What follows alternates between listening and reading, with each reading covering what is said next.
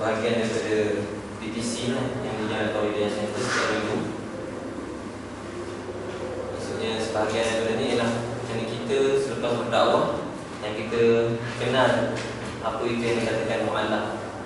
Mu'alaf ataupun revert ataupun orang yang baru masuk Islam ataupun orang yang berjinak-jinak dengan Islam. Jadi pertama sekali kita nak hancurkan salah faham tentang kataan mu'alaf ni. So mu'alaf mungkin ramai dah tahu, kita go through baiklah mu'alaf kan. Mu'alaf itu orang yang dijinakkan hati. Termasuklah kalau yang biasa siapa yang biasa ikut dengan Brother Livingston atau Brother Syakir dan sebagainya, mu'alaf tu dia dibuka ruang dia lebih luas lagi sehingga orang Islam sendiri yang jauh daripada Islam dan bila dia berjinak-jinak kepada Islam, maka dia pun boleh dimasukkan dalam kategori mu'alaf, orang yang baru dijinakkan hatinya dengan Islam.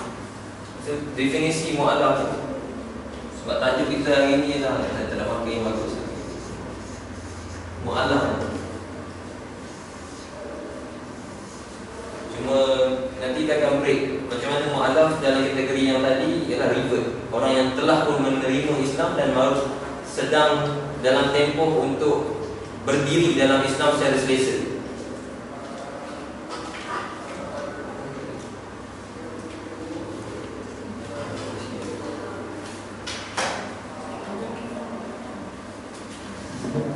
Sepatutnya Islam Mandarin kan biasanya.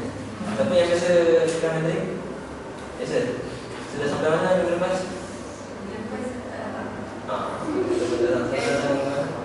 Sampai mana dah? Ya, sansa dia sifat itu masa nombor lah. So mu'alaf, kita kena faham mu'alaf tu luas tadi. Maksud kita, saya nak simple kan, orang yang berjinak-jinak. Maksudnya ada orang yang boleh baru jadi masuk Islam sehari, tapi berdasarkan pengetahuan dan kajian apa semua, hari pertama dan hari kedua tu dia terus menjadi Muslim yang solid. Macam Abu Bakar. Kalau nak kira mu'alaf lah, all the prophet, macam semua sahabat-sahabat ni kira mu'alaf lah kalau kira. Tapi biasanya kalau ikut sirah, bila orang ini dia orang terus masuk kategori beriman. Dia orang dah beriman kepada Allah dan orang terus memperjuangkan. Maksud dia tak ada dalam proses. Cuma dalam ayat Al-Quran bila kita bincang pasal mu'alaf dan dalam pejabat agama, kalau kita bincang pasal mu'alaf, kita merujuk khusus kepada insan-insan yang baru memeluk Islam. Maksudnya dalam kategori itu. Tapi kita nak pakai definisi berjinak atau definisi Quranik. Bayanah TV, bayanah Al-Quran, dia semua benda. So berjinak-jinak. Cuma dalam konsep Hidayah Center pun, saya rasa kalau kita nak katakan mu'alaf yang kita nak jaga lebih khusus kepada orang yang baru masuk Islam. Baru masuk Islam.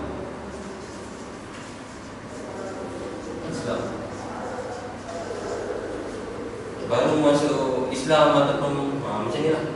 Ataupun kita pakai revert. Ini pun istilah yang dibahaskan juga. Ataupun convert. So baru masuk Islam ataupun revert ataupun convert. So kalau siapa dah biasa kata revert, kita pakai revert. Kalau dia biasa yang convert, kita pun pakai convert. Kalau dia nak saudara baru pun guna saudara baru. Istilah ni jangan duk fight. Ada orang dia bawa pergi seminar apa semua, no, it's actually revert. You don't use convert. Kan kita tak payah pakai convert. Dia sebenarnya Islam ni fitrah. Fitrah yang setiap orang yang masuk Islam hendaklah dipanggil revert. Kamu pakai convert salah. Kita tak perlu. Kalau kita termasuk dalam bincang macam tu, kalau boleh tak perlu bincang pun. That's not the topic at all. Kalau boleh bunuh je isu-isu macam ni. Tak payah tiba kan orang masuk Islam. Saya baru masuk Islam, dia tulis kat Facebook kan. Saya baru convert Islam. Lepas tu semua cakap Alhamdulillah, tahniah, semua batal. Actually, it's not convert, you actually revert. Dia start bincang. Tu biasanya sebab kita yang biasa kan, kalau kita yang dah ikut kelas kan, kita jangan termasuk dalam insan-insan yang dia suka membesarkan atau kan benda-benda yang macam tu. Kalau dah lepak-lepak minum kopi nak bincang tu up to you lah. Tapi kalau benda tu tak perlu di-mention kan, jangan kita yang kat sini yang menjadi orang yang sibuk nak jadi ahli falsafah untuk membincangkan term-term yang macam ni. So mu'alaf berjinak dengan baru masuk Islam. Saya nak confine kepada dua term ni lah, yang berjinak-jinak atau beriver ataupun convert lah. Dia ni boleh jadi dah 10 tahun masuk Islam pun dia boleh jadi kekal dalam mu'alaf. Dan dia boleh jadi juga dia tak masuk Islam pun dia pun mu'alaf juga. So benda ni sangat bergantung kepada orang yang bawa tu, orang kita lah, bergantung kepada kita untuk kita mengakses, untuk kita menilai dia. Dan kadang-kadang kita tak boleh tanya dia, kamu mu'alaf ke, kamu dah Islam ke? Itu sebenarnya judgement kita sebagai da'i ataupun sebagai orang yang dirujuk. Orang yang dirujuk. Jadi itu baru term lah, term ada tisu, ada tisu.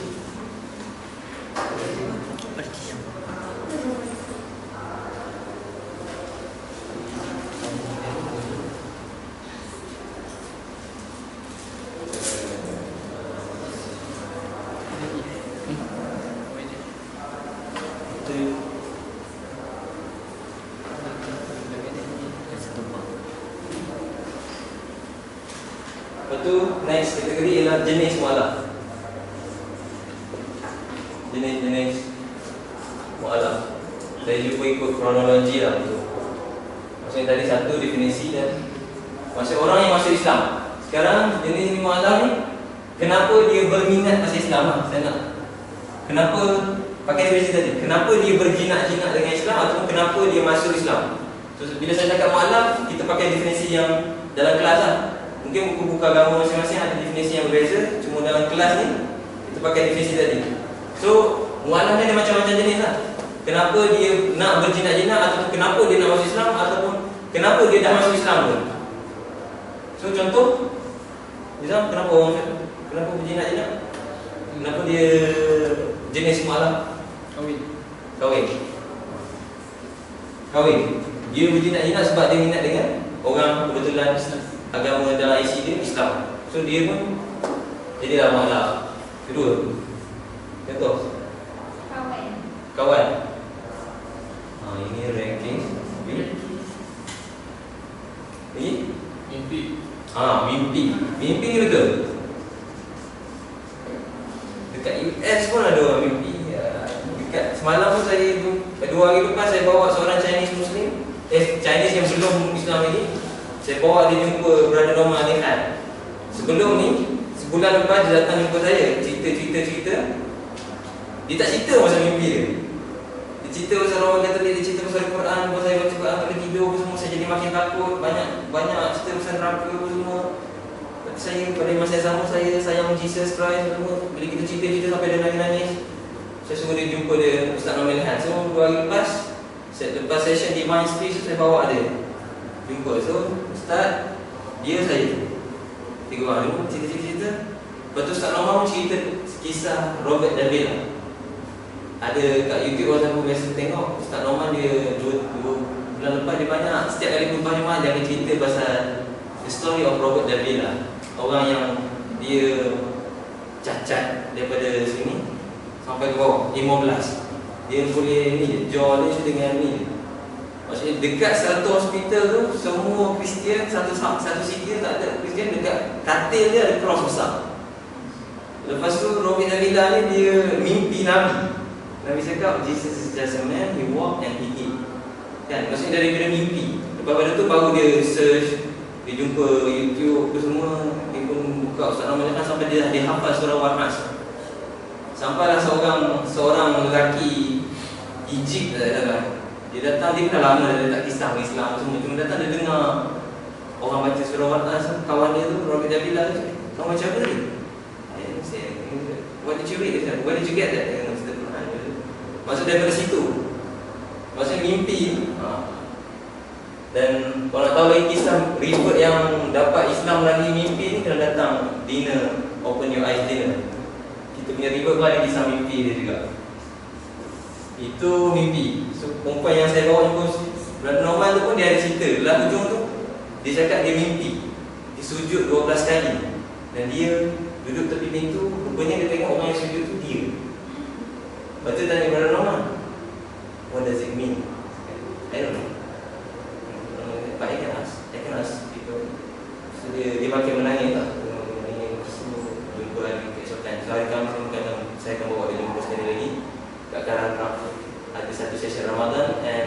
the best one and Quran. So pada normal kan. So itu side lah. So kahwin, kawan, mimpi Quran. Quran. Ini maksudnya banyak research lah. Quran lah research. Yang tipikal lagi kat Malaysia kebajikan. Akhlak atau kebajikan. Akhlak kebajikan. Akhlak ni lah macam rare case. Akhlak ni banyak juga. Memang ada orang yang duduk kawasan kebetulan pula dia jumpa orang Islam yang bagus. Kawan termasuklah coupling lah. Coupling. Saya banyak kat masa college tu banyak yang couple Melayu, yang Melayu, Cina. Lepas dia break off malam. Status malam terus hilang ke Allah malam. So ni antara lagi Sains. Tak, Quran research lah, research kan. Ada tak yang dia terlepas? Keluarga.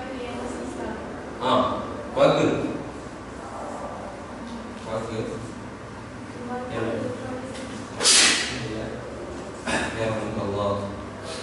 Ataupun lagi. Sebab penting untuk kita identify benda-benda ni dan kita terus top up sebab kita bila kita tahu jenis-jenis baru kita tahu macam mana nak memahami yang kita tahu macam mana keadaan dia. So kahwin, kawan, keluarga, keturunan. Sebab banyak Melayu-Melayu yang murtad. Saya pergi bulan lepas, pergi UIA, budak third year band English kat UIA murtad. Dia atheist. Cerdik kan. Maksudnya dia orang cerdik. Lepas tu dia jadi mu'alaf dia lah. Lepas dah bincang-bincang dia jadi mu'alaf dia lah. Maksudnya dia boleh jadi Muslim, lepas tu dia jadi mu'alaf. Tapi dia macam soul searching lah. Itu keturunan lah, maksudnya keturunan dia Islam. Dia lepas parents dia macam dulu, lepas tu dia nak masuk sebab ayah dia Islam, so dia akan kaji Islam dulu. So ini jenis-jenis mu'alaf. Dan setiap ni ada, setiap benda ni memang dia mulai jenis-jenis mu'alaf ni dia berbeza. Dan lelaki lain, perempuan lain. So bila kita nak memahami mu'alaf, sebenarnya kita memahami manusia. Cuma bila kita nak memahami dia, yang membezakan dia ialah masalah dia berkait dengan berjinak-jinak dengan Islam. Sebenarnya bila dia mu'alaf, dia bukannya Islam salah satu je faktor dia, tapi dibawa sekali segala masalah keluarga, masalah ni, masalah pembelajaran, masalah duit, masalah ekonomi, semua masuk sekali. Dalam bubble ni semua ada, ekonomi, ilmu, keluarga, apalah ekonomi, keluarga, ilmu, tempat tinggal tu semua tu. Cuma yang kita biasanya, yang da'i ni ataupun yang ustaz ni, bila orang datang mu'alaf dia nampak Islam ni dia. Yang membuatkan bila ditanya apa masalahnya, jawapan dia mestilah Quran cakap macam ni, Quran cakap macam ni, Islam cakap macam ni. Tak, sebenarnya Islam macam ni. So kita bagi penjelasan pun berdasarkan Islam je. Sedangkan sebenarnya nak memahami mu'alaf, kita kena memahami yang ni sekali. Terutamanya macam mu'alaf-mu'alaf yang Hidayah Center pun ada pengalaman. Kadang-kadang mu'alaf tu ada masalah psikologi. Maksud kita kena address masalah psikologi dan kita tak ada kebakaran psikologi. So macam mana kita nak buat? Refer. Yang refer pula kita nak refer kat siapa kan? Dia pula yang kita refer tu yang Islamik ke tak Islamik ke? Ataupun dia tak Islamik ke, boleh tak kita refer kat dia? Sebab tu connection lah. Lepas tu connection lah. So untuk memahami mu'alaf tu, kita dah faham jenis-jenis mu'alaf. Maksudnya tak semuanya dia masuk Islam ni, dia dah baik, dia dah tahu. Ni saya ajar hadis, datang. Ni saya ajar baca Quran. Ni saya ajar baca ni macam ni. Tak semua. Ada orang nak masuk Islam dah cukup. Aku dah Islam, aku dah daftar, cukup aku I want to live my life. Tu banyak juga kes yang macam tu.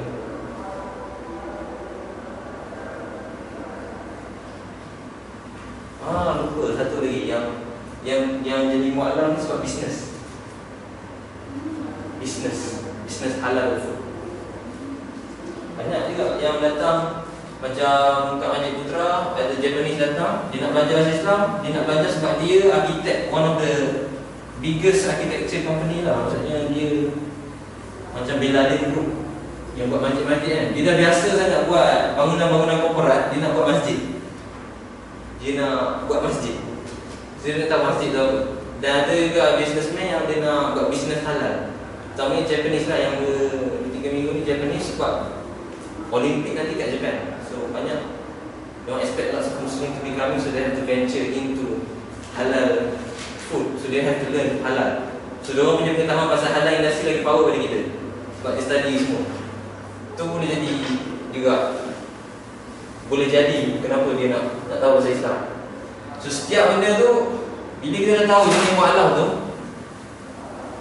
kita nak ambil peluang tentang diorang punya state of mu'alaf tu, diorang punya jenis tahap kemu'alafan dia tu, macam mana kita nak gunakan dan macam mana kita nak respon. Maksudnya kalau kita tak tahu, kalau kita tahu dia nak mu'alaf sebab nak kahwin, dia nak tahu dia nak kahwin, tapi kita tackle dia saja, tak tackle pasangan dia, jadi masalah. Padahal kita dah tahu dah. Supposedly kalau dia nak datang belajar Islam, kita suruh dia datang dua-dua. Dia datang satu, kita tak sakit, yang tu bukan untuk kita untuk judge. Maksudnya dia nak datang sekali, nak naik motor sekali, yang tu kita tak.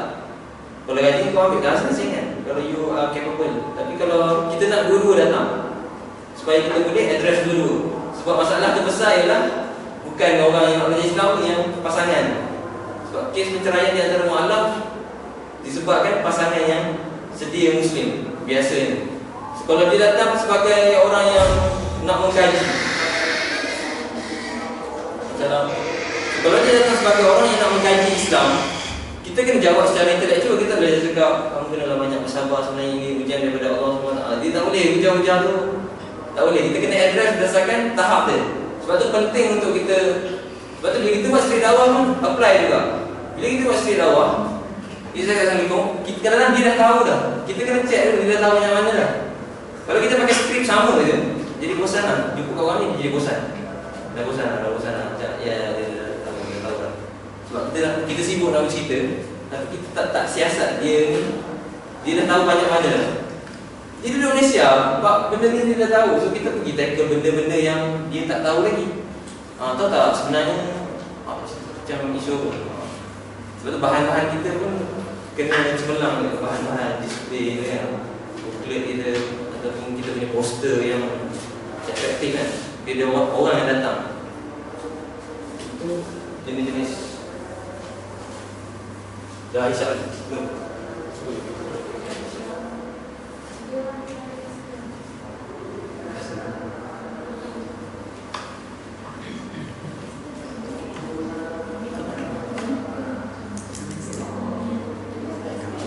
Kat sini siapa ada kenal mu'alaf? Ada kawan mu'alaf? Ada? Ada? Semua ada? Ada? Ada? Zizam ada? Baru kau mu'alaf? So orang yang tu, dia akan tahu ada mu'alaf yang dah okey dah pun, tak ada apa-apa, dia dah Muslim lah sebenarnya, tapi panggil mu'alaf je lah. Tapi ada orang yang kita boleh tengok dia punya masalah. Setiap orang tu kalau yang dia kawan mu'alaf, dia boleh cerita pengalaman yang berbeza-beza. So dia ada cabaran lah. Maksudnya kalau kita pakai definisi mu'alaf, dia adalah saudara baru. Saudara baru dia ada 3 fasa biasanya. Fasa sebelum masuk Islam, semasa, dan selepasnya, dan selepas memeluk Islam.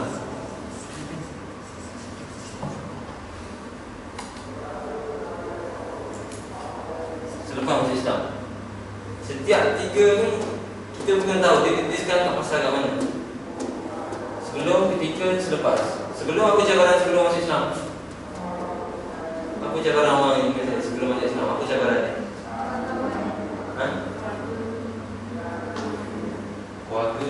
semua masuk kan. Keluarga, kawan, semua sekali. Apa yang memang betul-betul sebelum? Yang lebih kepada internal, keyakinan, was-was sebab risiko yang dia kena tinggal dan dia kena fikir macam-macam dalam kepala dia ni. Dan sebelum nak masuk Islam macam-macam. So kita kena faham benda tu. Macam orang yang sebelum dalam tempoh nak consider Islam, untuk mempertimbangkan Islam sebagai agama dia, sebab dia bukan macam pilih kos. Kita pilih kos tu cerita lah pasal sebab kita sampai student kat sini, kita tahu lah macam kita ni ambil contoh kecap kos apa? PCO kan? PCO. Korang fikir lah PCO, duit dah nambah banyak lah, parent apa semua. Tiba-tiba third year, tiba-tiba kau jumpa kos lebih baik. Faham tak? Dalam ni ataupun satu dah ambil medik kan, dia 3 tahun, 4 tahun dah medik, dia nak fikir lah. Tiba-tiba dia jumpa bidang lebih baik kan. Tu nak cari gambaran, maksudnya berat yang benda tu. Tapi ini tak apa, dia habiskan, lepas tu dia nak kejar benda lain, tak apa. Sebab tu benda dunia boleh adjust. Tapi cuba kalau tiba dia tiba-tiba dia keluar, ataupun dia masuk medik, ataupun medik, dia akan nampak lagi baik. Ataupun tiba dia nak masuk pertanian, pertanian tiba-tiba masuk pertanian. Kalau parent dia memang betul dalam petani, parent dia suka lah.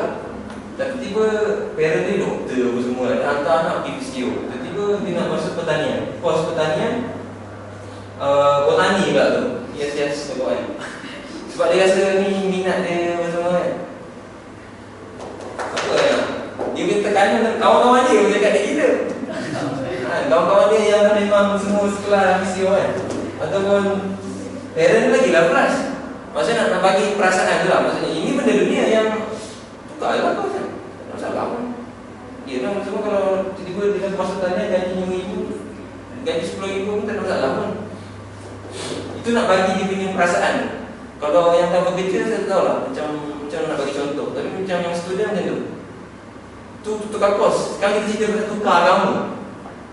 So kita nak bagi gambaran emotional pressure tu, apa tekanan emosi yang dilalui oleh seseorang. Dan pada masa yang sama dia ni student, pada masa yang sama dia ni seorang anak, pada masa yang sama dia seorang bekerja. Banyak benda, aspek yang perlu dipertimbangkan sebelum masuk Islam. So boleh jadi dia berhenti kerja, dia terpaksa ni, terpaksa tu, so macam-macam. So benda emosi ni yang kita nak bawa pada ni, kita nak cuba faham benda tu. So bila kita bercakap lepas ni, kita yang bercakap lepas ni, kita bercakap dengan empathy. Maksud kita tak ambil mudah semua kan. Kita lebih berfikir lebih jauh sebelum kita nak memberi nasihat. Kadang kita nak muntahkan je apa yang kita tahu. Kita nak muntahkan macam ni. Kita nak muntahkan benda yang kita dah belajar dalam buku. Sebab benda yang realiti ni dia bukan selalunya ada dalam buku. Dan sebenarnya ini adalah benar untuk tiga-tiga dia lah. Sebelum, ketika, selepas. Bila dia jadi masalah, macam isu yang kita kena tahu adalah isu pendaftaran. Perlu tak kita awal-awal ni nak suruh dia daftar? Kalau yang nak kahwin, dia memang nak daftar je. Maksudnya, orang yang minta daftar, kita kena hold. Tunggu dia belajar dulu. Orang yang tengah nak belajar, jangan kita suruh paksa dia daftar pula. Dia kena balance. Sebab dia nak kahwin, dia nak daftar. Tiba dia jumpa kita, ataupun dia jumpa Hidayah Center kan. Kalau kita cepat-cepat nak daftar, dia lepas dia kahwin, macam dia pula. Ni antara nasihat daripada Lin dan Malaysia. Sebab dia orang tengah nak sesuatu. Nak sesuatu iaitu dia orang nak berkahwin. So sebelum kahwin, kita suruh dia buat apa pun dia datang. Kalau dia cakap, kamu boleh selepas datang kelas Hidayah Center 10 kelas ataupun 5 kelas lah, dia datang. Setiap kelas tu 2 jam. Baru kita bawa pergi macam ni jauh ini semua. At least dalam masa 10 jam tu kita dah boleh usahakan sesuatu supaya dia dapat. Walaupun lepas ni dia masuk Islam sebab kahwin sekalipun, dia dah ada benih yang ditanam awal-awal. Maksudnya 5 kelas pertama yang telah kita sediakan awal-awal. Kalau terus kita gairah untuk bawa, susah dah kita tangkap dia. Terutama kalau dia ni seorang yang berdikari. Yang dah tangkap dah berdikari yang semua. Yalah, kita mesej dia pun okay, lepas next week lah. Dia dah jadi lihat sebab kita tahu awal-awal ni. Sementara kita boleh ambil dia punya komitmen tu, kita ambil. Itu kepentingan untuk kita kena pastilah